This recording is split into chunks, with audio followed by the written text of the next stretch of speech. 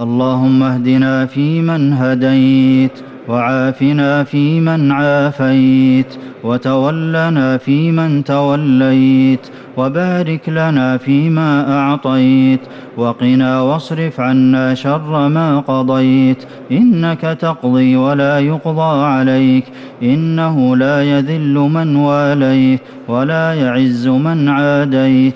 تباركت ربنا وتعاليت، لك الحمد على ما قضيت، ولك الشكر على ما أعطيت. نستغفرك اللهم من جميع الذنوب والخطايا ونتوب إليك.